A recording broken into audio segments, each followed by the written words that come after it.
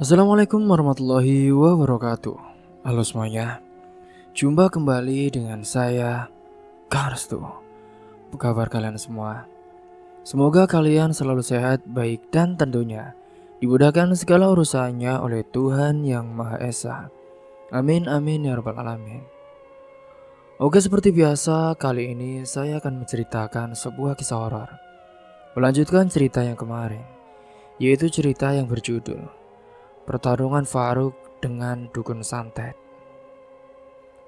Oke, sebelum masuk ke ceritanya, bagi kalian yang baru bergabung, jangan lupa klik tombol subscribe-nya. Klik juga lonceng notifikasinya serta like video ini agar kalian tidak ketinggalan cerita-cerita terbaru tentunya dari channel kami. Oke, terima kasih. Dan langsung saja tanpa berlama-lama lagi, bagaimana kisahnya? Ini dia ceritanya. Pada malam itu, saat Faruk melangkah pulang, ia merasa seperti berbeda. Langkahnya lebih tegap, pikirannya lebih jernih, dan hatinya dipenuhi keteguhan yang belum pernah ia rasakan sebelumnya. Ia tahu besok pasti akan jadi hari yang panjang. Akan ada banyak hal yang harus ia lakukan. Tapi malam itu, setelah ia berbincang dan juga mendapatkan doa serta izin dari Kiai Maksum, kini ia telah siap. Keesokan harinya Faruk pun tidak langsung ke ladang. Ia meminta izin pada mandor untuk absen 1 hari. Ia pergi berkeliling desa mendatangi orang-orang yang tahu sesuatu tentang Pak Wahyu, Ki Jagat, dan juga semua yang berkaitan dengannya. Ia mengumpulkan potongan-potongan informasi di warung kopi. Ia juga mendengar kabar bahwa Pak Wahyu sering datang ke tepi hutan saat malam-malam. Beberapa warga pernah melihatnya berbicara dengan seorang, lalu menghilang begitu saja ke dalam gelap. Faruk juga menyempatkan diri datang ke rumah Juragan Aryo, istri sang juragan yang masih lemah itu. Namun kini ia sudah bisa mulai berbicara. Ia menangis saat melihat Faruk, menggenggam tangannya dengan erat dan berulang kali mengucapkan terima kasih kepadanya. Sementara Sekar, putri juragan, juga menyambut Faruk dengan mata berkaca-kaca. "Mas, aku ingin bantu, Mas. Apa saja. Aku tahu ayahku bukan orang sempurna, tapi kami tidak pantas diperlakukan seperti ini," kata Sekar kepada Faruk. Faruk hanya menatapnya dengan lama. "Iya, Kar, terima kasih ya. Tapi ini urusan yang berat. Bahkan nyawa bisa jadi taruhannya. Lebih baik kamu gak usah ikut campur." Namun Sekar mengangguk dan matanya tak menunjukkan ketakutan. "Tapi Mas, justru karena itulah aku ingin bantu. Aku tak mau melihat orang-orang jahat menang." Faruk tersenyum tipis.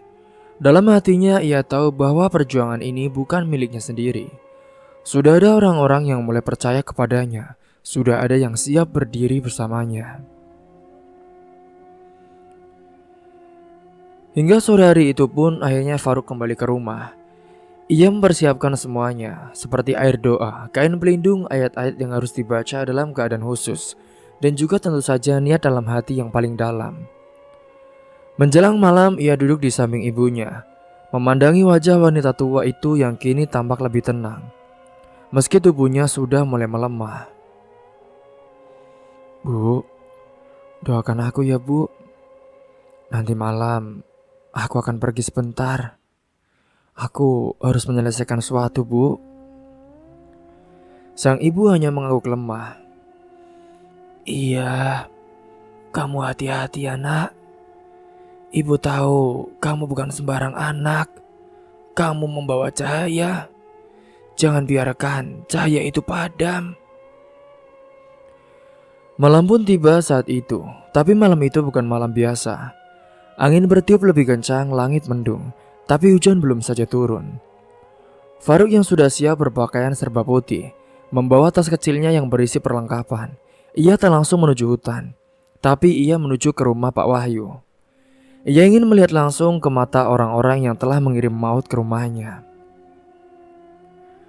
Sampainya di sana, rumah Pak Wahyu tampak sepi. Faruk pun mengetuk pintu tapi tak ada jawaban. Ia melihat jendela samping dan juga dari celahnya. Ia melihat bayangan orang berjalan cepat di dalam. Ia pun langsung berlari ke belakang melewati pagar kayu dan melihat Pak Wahyu terburu-buru keluar lewat pintu dapur. "Pak Wahyu!" teriak Faruk.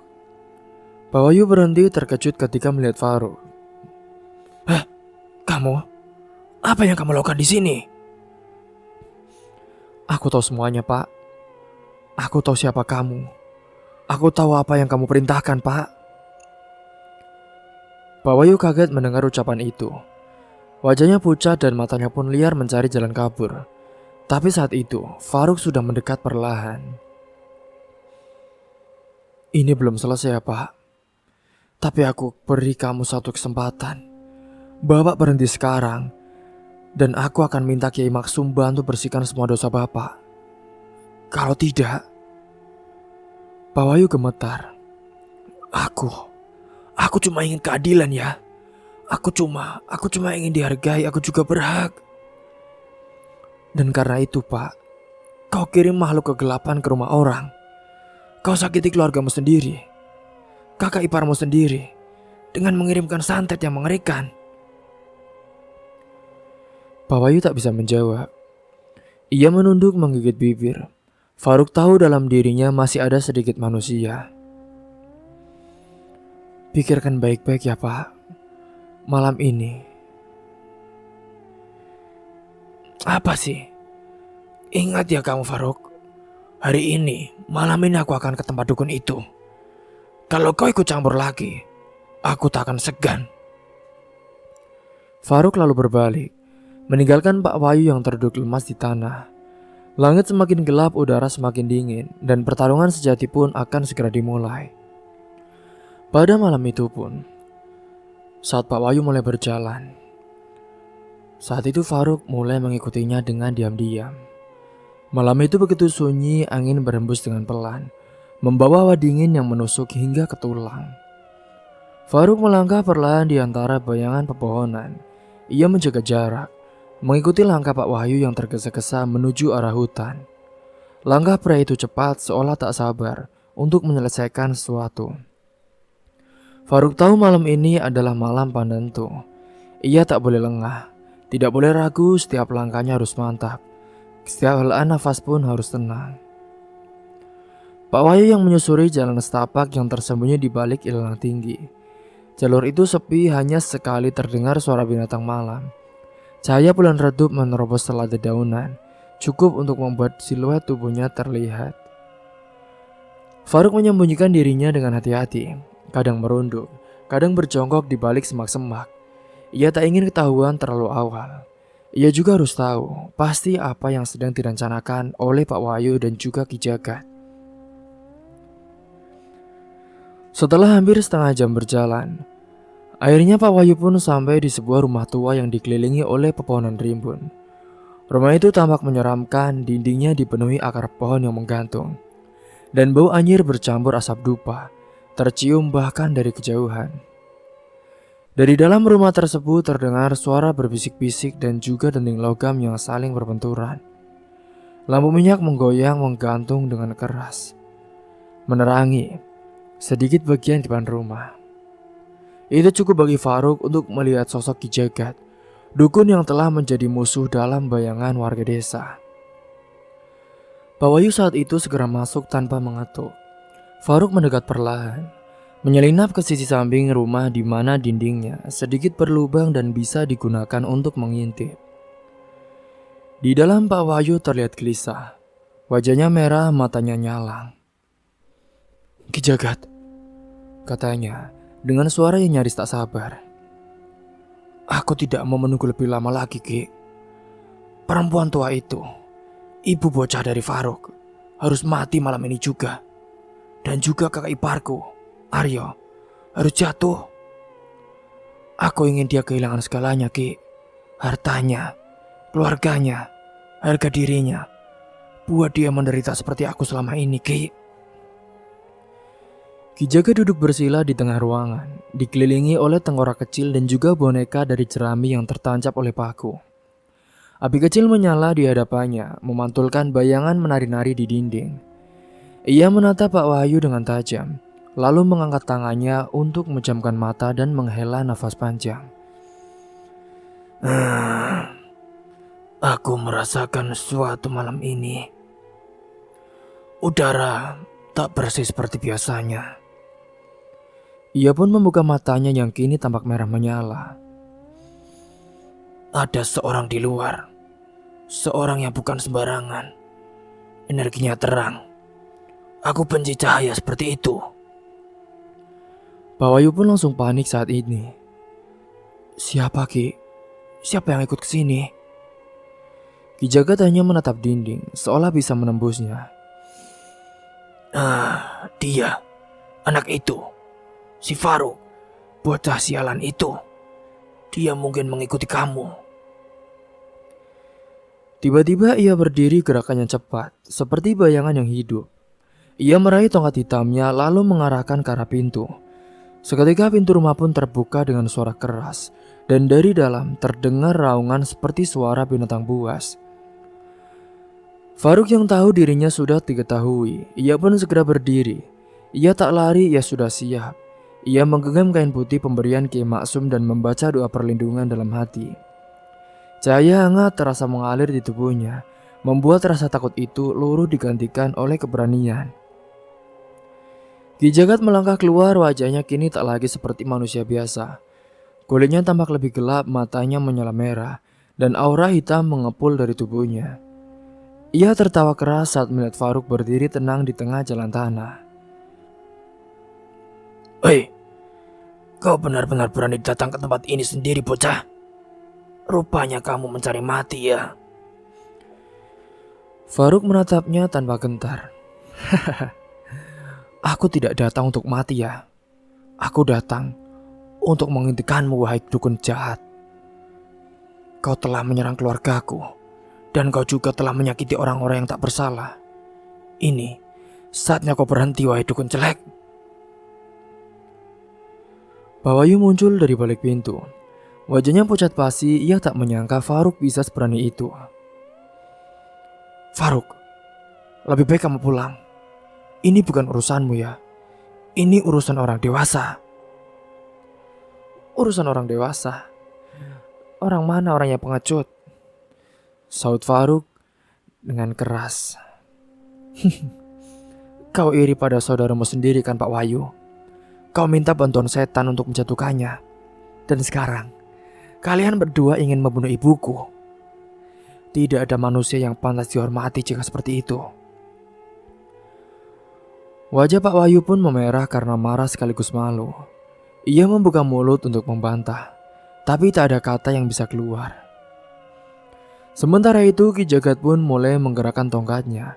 Angin berputar, daun-daun berterbangan, dan suara-suara aneh pun mulai terdengar saat itu. Faruk segera membaca doa pelindungnya, dan dari cahaya kain putihnya mulai menyala lembut. Ki Jagat pun menggeram. Kau pikir dengan bacaan suci kamu bisa menghentikanku? Aku telah menjual jiwaku untuk kekuatan sejati. Dan aku berserah pada yang menciptakan segalanya ya. Kekuatanmu hanya sementara, tapi kebaikan selalu kekal, balas Faruk. Malam itu pun pertarungan langsung dimulai. Ki Jagat mengangkat tongkat dan menghentakkannya ke tanah. Dari dalam rumah muncul sosok-sosok hitam makhluk kecil dengan mata merah, menyala dan juga gigi tajam mengerikan. Mereka mengelilingi Faruk, menyerang seperti serigala yang lapar. Faruk sendiri berdiri di tengah lingkaran mereka. Ia menggenggam tasbihnya lalu membaca ayat-ayat dengan lantang. Cahaya dari tubuhnya semakin kuat dan satu persatu, makhluk itu pun menjerit dan meleleh. Kembali menjadi asap hitam yang menghilang dalam tanah itu. Ki Jagat yang melihatnya pun, kini ia merasa besar. Ia marah. Ia berteriak memanggil sesuatu yang lebih besar. Dan dari balik pohon besar di belakang rumahnya, muncul sosok tinggi besar berkulit kelam dengan tanduk panjang dan juga kuku mencuat seperti belati. Suara jeritanya mengerang keras. Saat itu, suaranya menggujang tanah. Faruk pun menghela nafas dalam, lalu merapatkan tangan. Dengan keberanian dan juga keyakinan, ia menancapkan batu biru pemberian Kiai Maksum ke tanah. Cahaya terang menyembur ke langit dan makhluk besar itu mengerang keras kesakitan. Ki Jagat yang berusaha bertahan tapi tubuhnya mulai terbakar oleh cahayanya sendiri. Ia pun menjerit lalu roboh di tanah saat itu. Pak Wahyu yang terjatuh, tubuhnya pun gemetar dengan hebat. Tidak, tidak, aku hanya ingin dihargai. Ampun. Faruk mendekatinya. Pak Wahyu, harga diri tak bisa kau dapat dari menyingkirkan orang lain ya Pak. Kau hanya akan kehilangan segalanya. Pak Wahyu pun menangis, air matanya bercucuran. Malam itu segalanya seolah berhenti. Angin kembali tenang, langit yang tadinya kelebu kini cerah. Dan cahaya bulan pun turun lembut menyirai Tara. Faruk yang berdiri di tengah hutan, tubuhnya sudah mulai lelah, tapi hatinya lapang. Ia telah melangkah ke medan yang bukan miliknya. Tapi ia sudah sedikit menang, bukan karena kekuatan tapi karena keyakinan. Namun ia tahu ini belum berakhir. Masih ada banyak hal yang harus ia benahi. Tapi malam itu, satu kejahatan telah tumbang dan ia siap untuk melanjutkan langkahnya. Langkah Faruk pun perlahan menyusuri jalan setapak yang baru saja dilaluinya untuk pulang. Ia pikir ia sudah mengalahkan dukun bajingan itu. Ia pun akhirnya meninggalkan rumah tua Ki Jagat dengan tubuh berkeringat. Jantung masih berdegup cepat setelah pertarungan sengit itu. Angin malam menyapu wajahnya, membawa sedikit ketenangan. Ia mengira semua telah usai, bahwa kejahatan telah padam bersama ambruknya dukun tua itu. Namun baru saja ia berjalan kira-kira 10 meter, ia melangkah dari tempat itu. Tiba-tiba tubuhnya terasa ringan seperti kehilangan keseimbangan. Dalam hitungan detik saja, serangan gaib yang tak terlihat menyergap dari belakang. Faruk terhempas ke tanah, tubuhnya terguling beberapa kali, menghantam akar pohon. Ia pun berusaha bangkit namun gagal. Kakinya gemetar, pandangannya berkunang.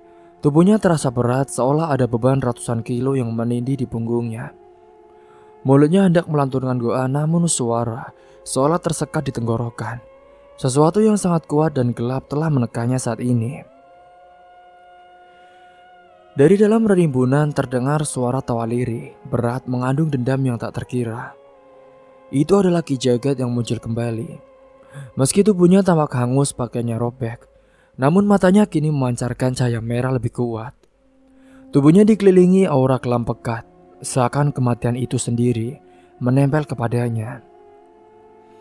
Kau kira cukup untuk mengalahkanku, bocah? Aku tak akan mati semudah itu, ucapnya dengan pelan, tapi menggema di malam yang hening itu. Aku punya sumber kekuatan yang lebih besar. Dan kamu sudah terlalu jauh ikut campur.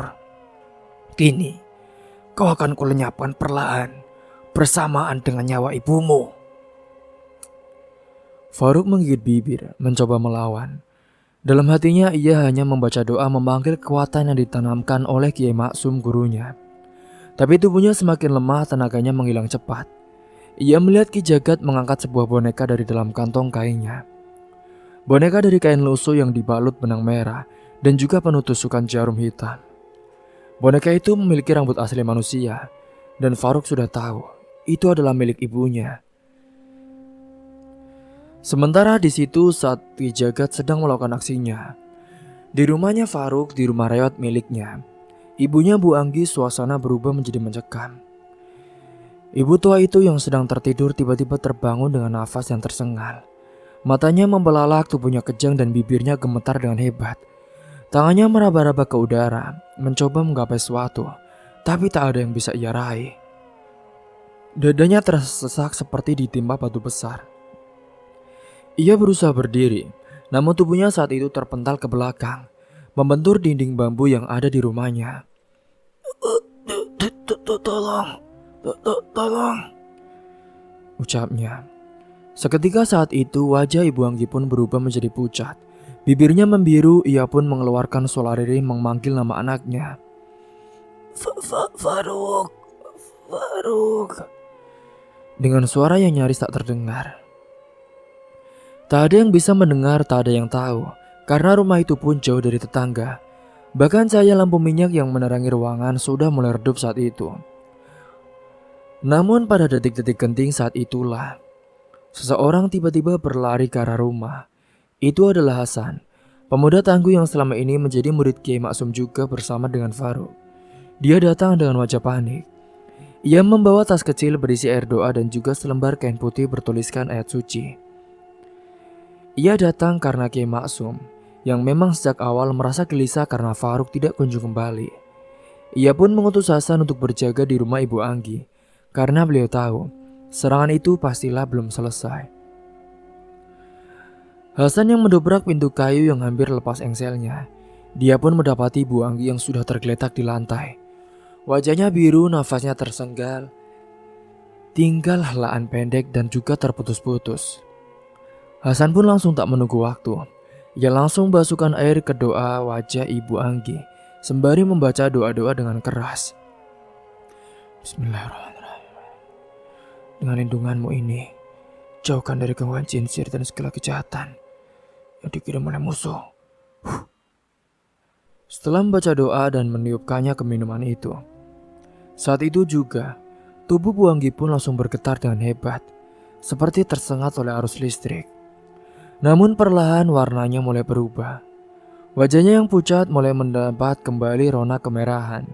Matanya terbuka perlahan meski masih lemah, dan nafasnya pun kembali masuk ke paru-paru meski tersendat. Ia masih hidup, namun sekarang kondisinya sangat kritis. Hasan segera menggendongnya keluar dari rumah itu dan berlari ke rumah Kiai Maksum. Dalam hati ia tahu Faruk harus diberitahu, tapi ia juga tahu saat ini Faruk pasti sedang menghadapi bagian terberat dari pertarungan ini. Di hutan Faruk masih terkapar sementara Ki Jagat sudah melangkah mendekat, membawa boneka santet yang kini makin ia tusuk-tusuk dengan jarum. Faruk merintih seolah ikut merasakan penderitaan dari ibunya. Tapi tiba-tiba, dari dalam dadanya cahaya kecil mulai menyala kembali. Kilatan doa yang terus ia baca dalam hati perlahan memperkuat kembali auranya. Aku tidak akan jatuh. Aku tidak akan membiarkan ibuku mati. Ayo bisa, gumamnya dengan nafas tertahan. Ki Jagat hanya tertawa keras mendengar itu. Apa yang bisa kau lakukan dalam keadaan begini, wahai bocah? Lihat dirimu, tak berdaya. Tubuhmu sudah separuh mati. Namun tawa itu mendadak berhenti saat sebuah bayangan putih melesat cepat dari arah barat, menabrak tubuh Ki Jagat dan membuatnya terhuyung. Kilatan cahaya menyilaukan muncul sekejap saat itu.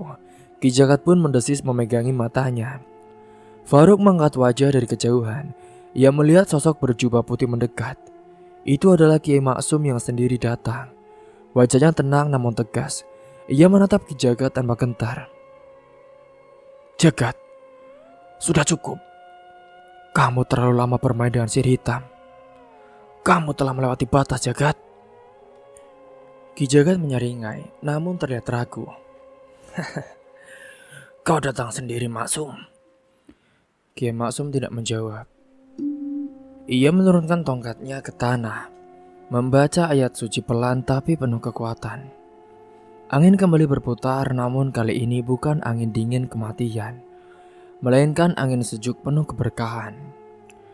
Suasana hutan berubah, suara burung hantu mendadak hilang, digantikan dengan desiran daun yang damai. Ki Jagat melangkah mundur, tubuhnya tampak goyah. Aku belum selesai. Aku masih. Tapi waktumu sudah habis, Jagat. Kamu akan segera musnah, ucap Kiai Maksum dengan pelan.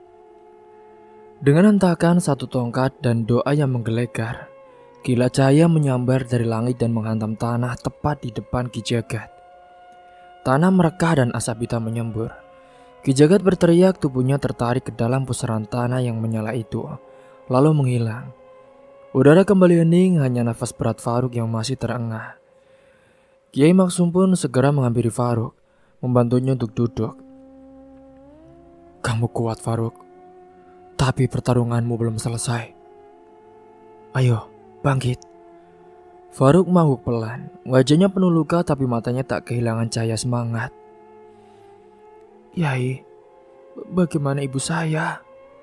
tanyanya dengan lemah. "Hasan sudah menolongnya, tapi ia kritis. Kita harus segera kembali. Ia butuh kau di sisinya." Dan malam itu pun di bawah cahaya bulan yang kembali bersinar penuh, mereka pun melangkah meninggalkan hutan gelap. Pertarungan telah dimulai tapi Faruk tahu, musuh sejati belum sepenuhnya tumbang. Karena di balik kekalahan Ki Jagat, masih ada benih dendam yang belum padam. Sementara malam yang mulai larut, dan langit tampak seperti menyimpan duka yang sama. Bintang-bintang redup seolah turut bersedih atas apa yang menimpa nasib seorang ibu tua yang selama ini hidup dalam ketabahan dan juga cinta tanpa syarat. Di rumah sederhana yang dindingnya dari anyaman bambu, suasana hening. Hanya terdengar desah nafas berat dan juga sekali rintihan yang lemah dari Ibu Anggi yang kini terbaring dengan tubuh lemas. Di sampingnya Faruk duduk sambil menggenggam tangan ibunya yang kurus. Air matanya menetes satu persatu, membasahi punggung tangan itu. Wajahnya tampak lusuh, bajunya masih kotor, dan juga berdebu bekas pertempuran malam itu. Namun di balik kelelahan dan juga luka yang menganga, matanya memancarkan rasa ikhlas dan cinta yang dalam. Kiai Maksum dan Hasan berdiri di sudut ruangan. Membacakan doa-doa perlahan, mereka tahu saat ini adalah saat paling sakral.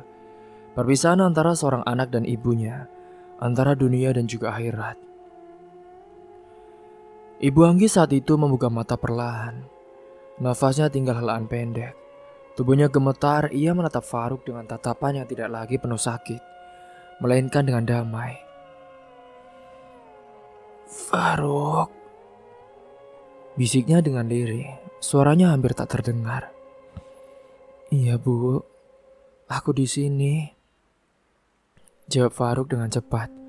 Mendekatkan wajahnya, ia pun mencium tangan ibunya, mencium dahi yang dingin namun masih memancarkan kehangatan kasih.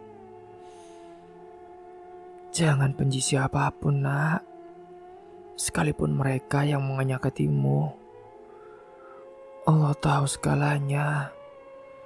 Kau hanya perlu tetap menjadi anak baik, seperti yang selalu ibu banggakan."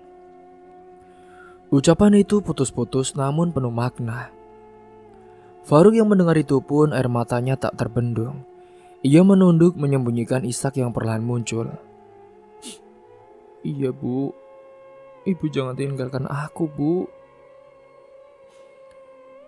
Ibu Anggi pun hanya tersenyum. Senyum yang selama ini selalu menyambut Faruk setiap kali pulang dari ladang, atau saat pulang mengaji dari rumah Kiai Maksum. Senyum yang sederhana tapi penuh kekuatan. Senyum itu tetap ada hingga detik terakhir, dan saat nafas terakhir keluar perlahan dari mulutnya. Kini tubuh Ibu Anggi pun perlahan terdiam. Tangannya terkulai dan matanya tertutup dengan damai. Faruk memeluk tubuh ibunya dengan erat. Tidak ada cerita, tidak ada tangisan histeris. Hanya diam namun air matanya yang terus mengalir dengan deras. Ia tahu ibunya telah pergi. Ia tahu perjuangan panjang ibunya melawan sakit, melawan hidup yang keras, juga melawan celaan-celaan yang jahat, akhirnya telah usai. Ia tahu kini ibunya telah bebas dari penderitaan. Sementara di sudut ruangan, kini Kiai Maksum menunduk. Bibirnya bergetar melantunkan doa pelepasan. Hasan menggenggam kain putih untuk menutup wajah Ibu Anggi yang kini telah menjadi jenazah. Udara terasa berat namun sekaligus penuh dengan ketenangan. Karena yang pergi dalam keimanan dan senyum, dan yang ditinggalkan belajar menerima dengan hati yang lapang. Keesokan pagi harinya pun kabar duka menyebar cepat ke seluruh penjuru desa. Banyak yang terkejut, banyak yang terdiam. Sosok Ibu Anggi dikenal sebagai perempuan tua yang tak banyak bicara, tapi selalu ramah. Banyak anak-anak kecil yang sering melihatnya menyapu halaman sambil batuk-batuk, ataupun mencuci baju dengan tangan gemetar di pinggiran sungai. Namun kini, sosok itu telah tiada. Saat jenazah dibawa ke pemakaman dengan diiringi doa-doa, Faruk berjalan di belakang beranda. Ia mengenakan baju putih lusuh dan juga sorban kecil di lehernya. Keranda itu berjalan dengan iringan orang-orang yang melayat. Wajahnya tetap tenang, namun mata sembab. Ia kini seorang diri, tapi dalam dirinya ada tekad yang makin kuat.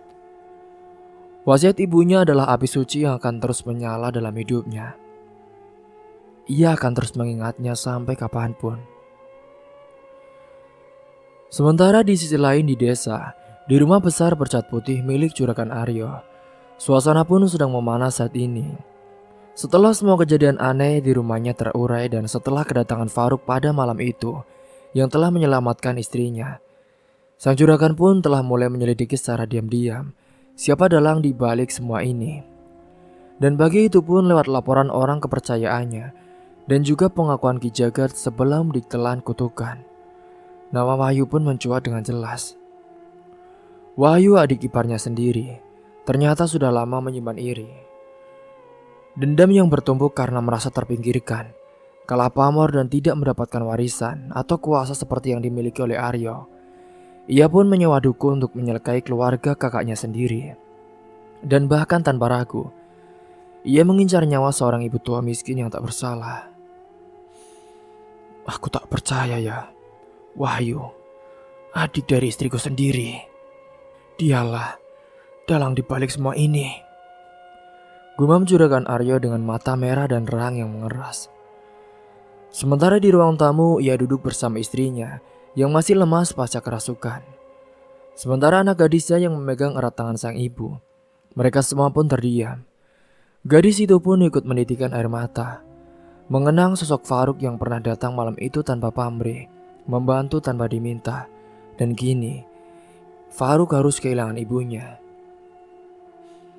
Mas, kita harus melakukan sesuatu, Mas. Wahyu harus mempertanggungjawabkan semua ini. Kita tak bisa diam saja, Mas, ujar sang istri dengan suara pelan namun tegas. Arya pun mengangguk pelan. Aku tahu, Dek, dan aku juga akan datang langsung kepadanya. Kali ini dengan mata kepalaku sendiri. Siang itu pun Kabuduka belum juga pergi dari desa, tapi di hati Faruk sudah muncul suatu keyakinan baru. Ia duduk di serambi rumah memandangi makam ibunya yang terlihat dari kejauhan, hanya ditandai batu nisan sederhana. Namun dalam sunyi itu, ia berbisik pada angin seolah berbicara kepada ibunya. Ibu, kau tenanglah di sana, Ibu. Aku akan jalani semua yang Ibu minta. Aku tidak akan membenci, tapi aku juga tidak akan membiarkan kejahatan menang. Semua akan aku selesaikan dengan cara yang Ibu ajarkan. Dengan sabar, dengan keyakinan dan juga dengan kebaikan. Dan ketika matahari mulai miring di ufuk barat, langkah Faruk pun mulai menuju arah yang baru. Musuh terakhir masih hidup, tapi kini Faruk tidak hanya membawa dendam. Ia membawa warisan yang lebih kuat, cinta seorang ibu dan restu dari langit. Dan dengan itu pun ia siap mengakhiri semuanya. Kini singkat cerita, petang mulai datang, membawa sejuk yang perlahan menyelimuti seluruh desa.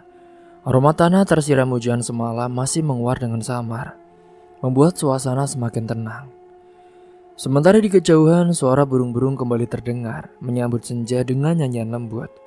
Namun di sudut desa, tak semua kedamaian datang tanpa harga yang bayar dengan mahal. Rumah tua yang pernah menjadi sarang dukun keji itu kini tinggal puing-puing terbakar. Tak ada lagi sosok Ki Jagat yang berjalan membungkuk, membawa tasbih palsunya dan juga sikap jahatnya. Tak ada lagi asap dupa atau boneka jerami dengan paku-paku yang tertancap. Tubuh dukun itu ditemukan hancur tak utuh, terlempar ke pohon tua di belakang rumahnya. Tak seorang pun berani menyentuhnya, tak ada yang datang untuk menangisi atau mengurus jenazahnya.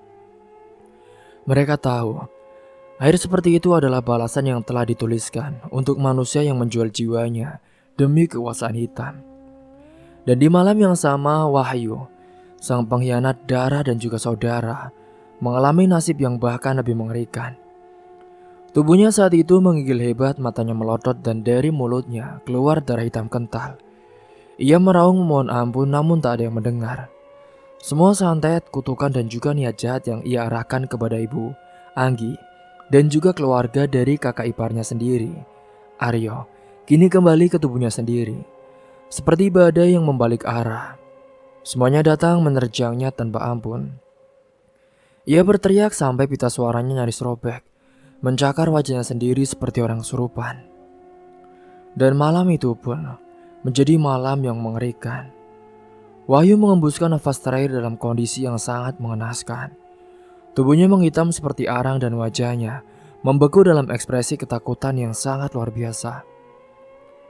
Saat warga menemukan jasadnya, tak satu pun berani menyentuh. Ia dikubur tanpa upacara, tanpa doa, tanpa iringan siapapun.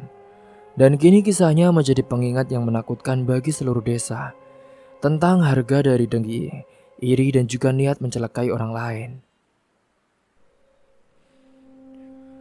Sementara itu di rumah sederhana yang dulu penuh duka, kini perlahan mulai tumbuh harapan baru. Faruk tak lagi sendiri, ia kini tak hanya dikenal sebagai pemuda ladang, tapi juga pemuda sebagai pelindung desa. Yang berani sosok melawan kezaliman, bahkan ketika ia hanya memiliki keyakinan sebagai senjata. Dan juga keteguhan hatinya, kini membuahkan kedamaian bagi seluruh desa. Pada suatu sore yang cerah, singkatnya saat itu, kini rumah Kiai Maksum pun dipenuhi oleh para pemuda yang mengenakan sarung dan juga membawa kitab kecil di tangan. Mereka kini datang satu persatu meminta izin agar bisa mengaji dan belajar bersama di situ. Sesuatu yang dulu sangat jarang terjadi. Kini desa itu penuh dengan suara doa dan juga bacaan Al-Quran yang terdengar dari berbagai sudut.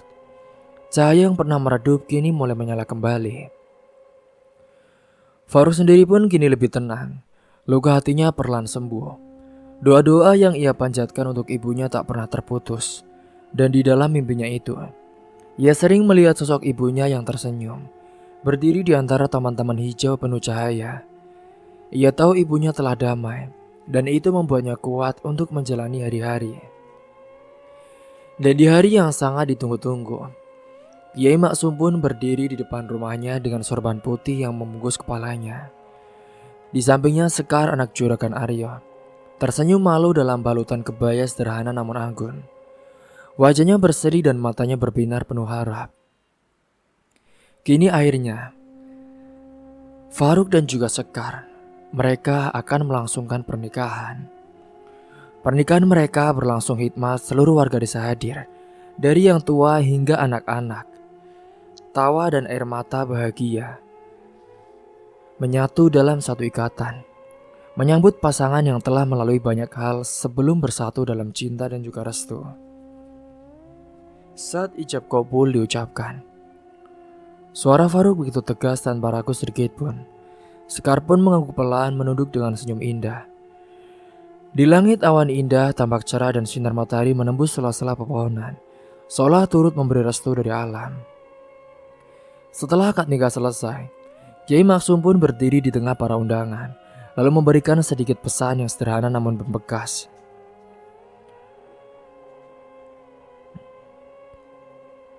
Singkat cerita, setelah hari itu, Faruk dan Sekar pun kini tinggal di rumah yang dibangun tak jauh dari makam Ibu Anggi. Setiap pagi Faruk menyiram bunga di pusara itu, dan Sekar selalu menyalakan dupa kecil sebagai bentuk penghormatan. Mereka hidup sederhana tapi penuh kebahagiaan, tidak berlebihan tapi cukup dan juga barokah.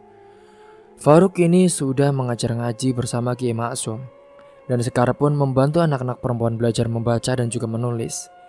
Mereka menjadi panutan, bukan karena harta tapi karena hati mereka yang bersih. Desa itu pun kini berubah, bukan karena tak ada lagi kejahatan, tapi karena semua warganya kini tahu bagaimana cara menghadapinya. Dan di langit malam yang cerah ketika angin sepoi bertiup dan suara jangkrik mengisi hening, Faruk duduk di beranda rumahnya menatap bintang sambil menggenggam tasbih. Di dalam hatinya ia berbisik, "Terima kasih, Bu. Aku telah menjalankan semuanya. Kini aku mengerti, Ibu, bahwa segala sakit, segala luka dan segala cobaan yang kau hadapi dulu, semuanya bukanlah sia-sia dari air matamu.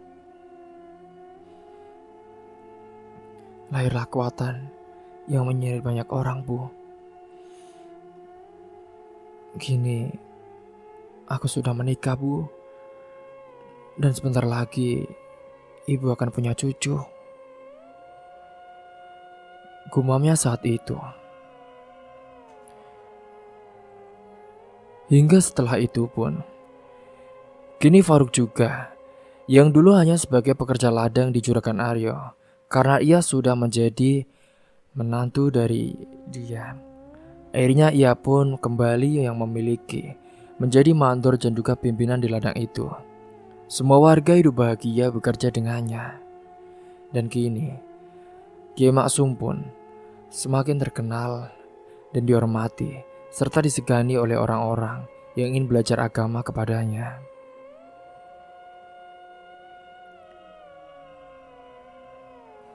Akhir dari kisah ini, bahwa orang bersabar tidak akan kalah, bahwa kejahatan tak akan pernah bisa melampaui kebaikan yang tulus, dan bahwa doa seorang ibu adalah pelindung paling kuat yang mampu menguncang langit. Kebaikan mungkin datang lambat, tapi ia akan datang. Dan saat ia datang, semua yang gelap, semua yang jahat pasti akan kalah. Semoga kalian semua bisa mengambil hikmah dan pelajaran dari kisah ini. Mungkin itu saja yang dapat saya sampaikan. Kurang lebihnya mohon maaf apabila ada salah kata ataupun ucapan yang kurang berkenan bagi kalian semua. Sampai jumpa di cerita-cerita selanjutnya. Akhir kata, wassalamualaikum warahmatullahi wabarakatuh.